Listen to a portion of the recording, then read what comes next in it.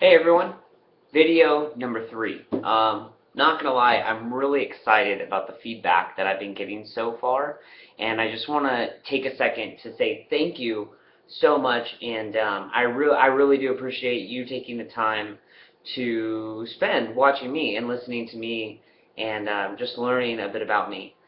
So yesterday I shared a little bit of my past, and I've been thinking all day and into last night about what I wanted today's video to be. And I've really been kind of struggling because I want to do more to provide more value to you, so you're not just listening to me rant and rave, but I want to actually do something to give back. But I can't help but feel a little uneasy with how I left yesterday. And the fact that I didn't give you the whole story and how I got to be in the position that I was in, it kind of bothered me. So I think today I'm just going to go ahead. I'm going to take a few more minutes, and I'm really going to share with you. Now, I want to tell you that I do have pictures posted during my recovery on my blog. The link is on the channel, so you can find that. Learnfromtim.com. You'll be able to see those pictures. And I'm not gonna lie, I don't want to drop any names, but I did get to meet the president, so you can go ahead and check those photos out by going to learnfromtim.com. So I want to start from the beginning of where my life had literally changed forever. And the date was May 25th, 2009. I was on a deployment with 1st Battalion, 1st Marines, and we were doing a mortar shoot. Now, for those of you who don't know what a mortar shoot is, or what a mortar system is, it's kind of like a potato gun. There's a little more involved, but it's nothing that you can't find by typing in mortars on your computer. So I don't want to waste your time explaining that. But what we were doing was we were doing a training exercise in Djibouti, Africa. And I don't know, we never figured out what had happened, what had went wrong. But during the course of our fire for that day, one of the rounds that we had fired, the gas ring on the round, it's around, I don't know, it's probably like this big, maybe a little bigger, drops into this tube. There's a primer at the bottom that when the primer gets punched, the gas ring expands, the pressure goes to the bottom of the tube and then shoots the round out. So as that had happened, the gas ring had expanded so fast it got stuck inside the tube. I was the guy there was legs on the mortar tube to help it kind of angle up, and I was the guy holding those legs down. Well, when the gas ring had expanded so fast, the pressure was caught in the middle of the tube, and it had nowhere to go.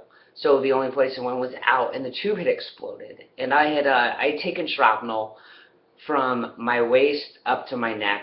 I had shattered my jaw in 5 different places, 5 different fractures. And now, when the blast had happened, I was tossed.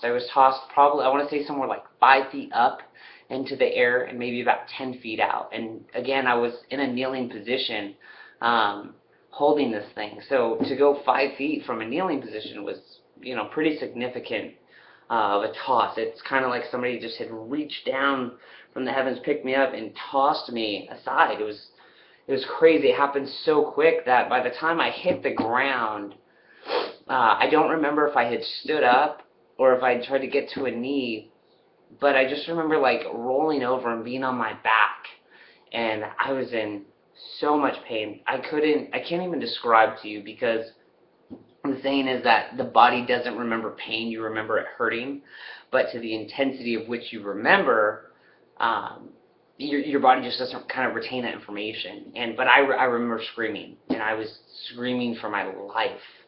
But there was a moment there was a couple moments, but the initial moment when I realized I need to keep my cool, I need to take control of myself right now, because if I don't, my life literally depends on it. I had a piece of shrapnel that I'll show you on another video stuck inside my neck, right in this area, almost hitting the carotid artery. And I knew that if I kept moving around and kept talking, that very easily I could have bled out. And while everyone's rushed over to start working on me,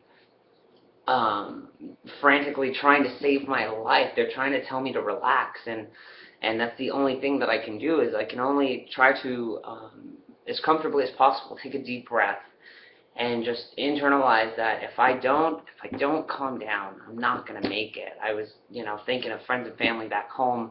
I was thinking of my girlfriend, who is now my wife.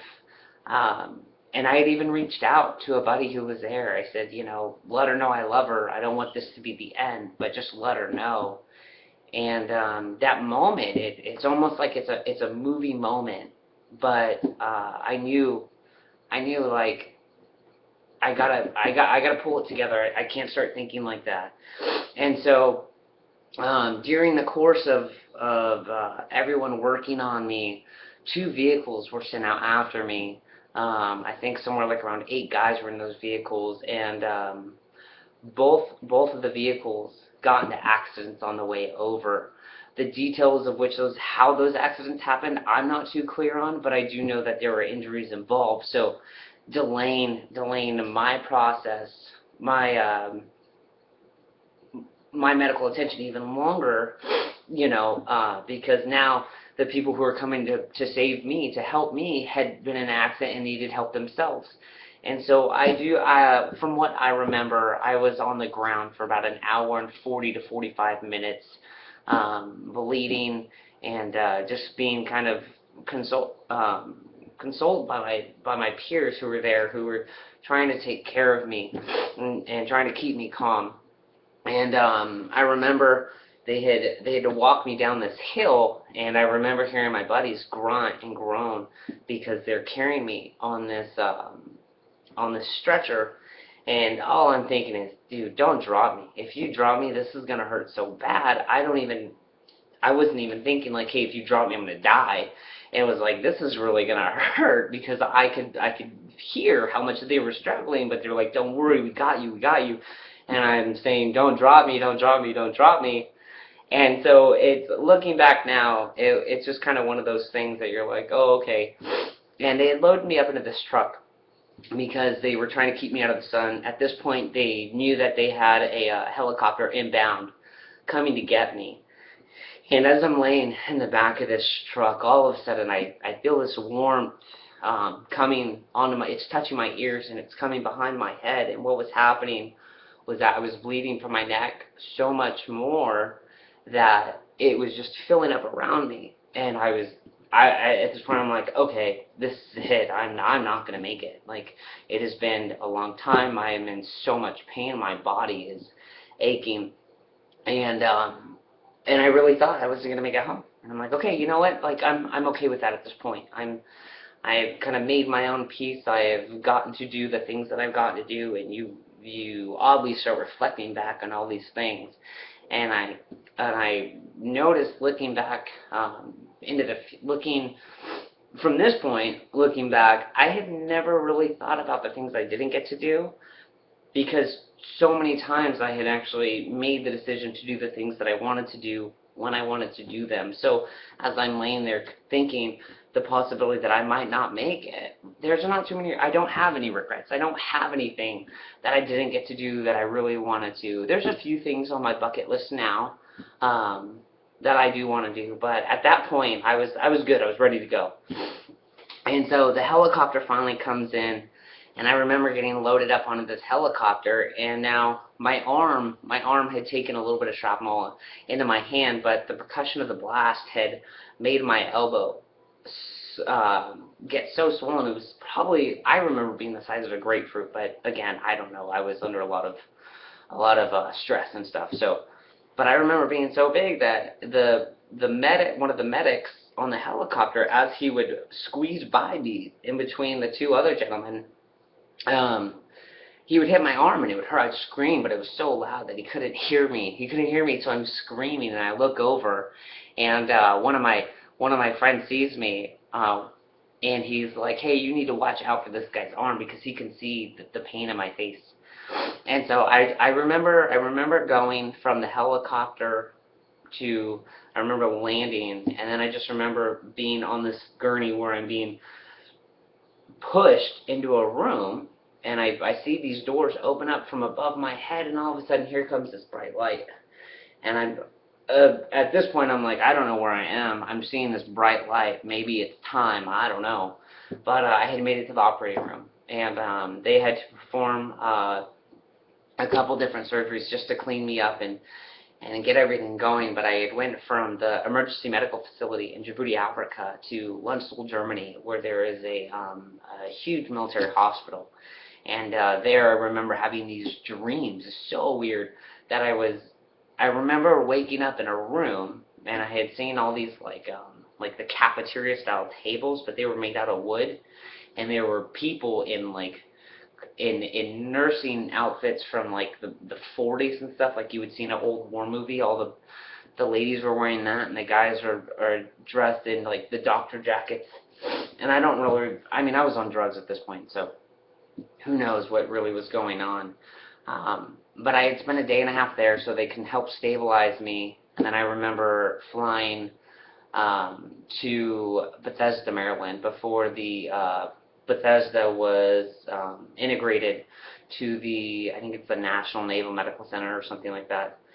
But I remember flying over, we got off the plane, and I got wheeled onto this bus, and it's like this long, like, school bus, like the big, long yellow school buses, but it was white, and there was guys lined up. And from that point, I kind of passed out again, and I remember I woke up in an ICU, trying to pull chest tubes out from the side of my chest that were trying to help me breathe, pulling things out of my mouth. And I remember I was arguing with this nurse, talking about like I need to leave, and at this point I couldn't even walk.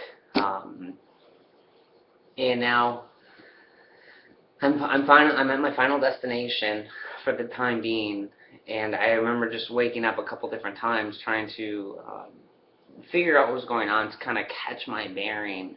And I was so lost in time that I was just like, what is going on? And so a doctor finally came in, had explained everything, and that's when it hits you. You're like, oh my God, it just happened. I almost died. I almost didn't make it. I'm still in critical condition, but oh my God.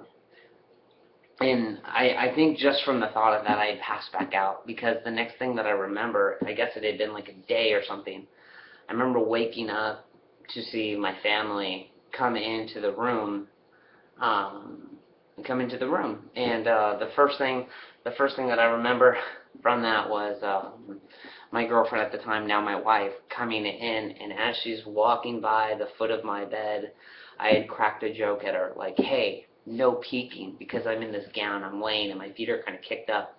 And you'll see more pictures when you go to my blog at learnfromtim.com. You'll see those pictures, but as she walks by me, I'm like, hey, no peeking, and she kind of giggles, and I kind of giggle, and it's just, you know, you have to kind of keep your bearing, like, regardless of what's going on, you have to be able to stay lighthearted and understand, like, you're gonna make it, you're gonna be okay, let's not freak out. And so that's kind of like been my recovery process. Like, I've definitely gone through my ups and downs of it, but throughout it all, I've tried to have as much fun as possible, and I've tried to be as open as possible, to just not staying in this horrible mood like, woe is me. And I really want to encourage you, a lot of people out there get this thing like, why does this have to happen to me? Why me? And I definitely went through that. I kind of feel like it's part of the recovery process. It's part of the phase of when something significant happens to you. But I wanna share with you something that I've learned through my recovery. I started reading personal development books. I started listening to the personal development audios, and one of the biggest things that I've learned is it's about the questions that we internally ask ourselves. What we're asking here. Even vocalizing that. So instead of saying, why me, woe is me, like, why did it have to happen to me, we can start asking a question of like, okay, instead of a why me, we can ask something like, How is this going to benefit me? It didn't happen to me, it's happening for me. It's happening for me to grow. It's happening for me because somebody, I, somebody in the universe, God, whatever you want to call it, your spiritual leader, I don't want to get into that. That's a whole other mess that I don't want to stir up with people. But whoever it is that you believe in, or higher power, whatever you want to call it, we could think, okay, it's happening, this is happening for me. Now, why is it happening for me? And how can I take this situation and turn it around? How can I take this situation and learn something so that I can grow from it? Because I want to be a better person. I want to be able to help others. And if we get so stuck in why does this happen to happen to me? Why is this happening to me? And versus how can I take this and learn from it? Why is it this is happening for me? We're never going to be able to help anyone, because questions of why me are selfish questions. Now, I don't want you to get upset, and I don't mean this to be in a negative way, but emotionally we kind of are like, whoa, what do you mean selfish? But if you're so focused on you're in a bad mood, you're feeling down, you're feeling depressed, that means that you're not thinking about anybody else. You're not thinking about how you can help the next individual, how you can reach out and do something. The fastest way, I want to tell you right now, the fastest way to get out of feeling down is to start helping somebody else. To get outside of yourself, start thinking for other people and how you can help them, how you can give back. Because that's the game changer. In life, it's about contribution, about giving back to others, and about letting others know that you're there for them. I mean, we can be like, oh, I want this and I want to do that, and why do things have to happen to me? But if you can't sit back and enjoy giving to somebody, enjoy helping someone else, then what are you doing? What are you doing? So I kind of want to end on this note. This is already a long video. I got my story across to you, but there are a few details that I haven't shared with you yet that you'll be able to find over at the blog. So go ahead, check those out. Check out the pictures, learnfromtim.com, and I will be sure to share this story again with you, filling in some of the other details. So take care, have a good night, and I will see you tomorrow.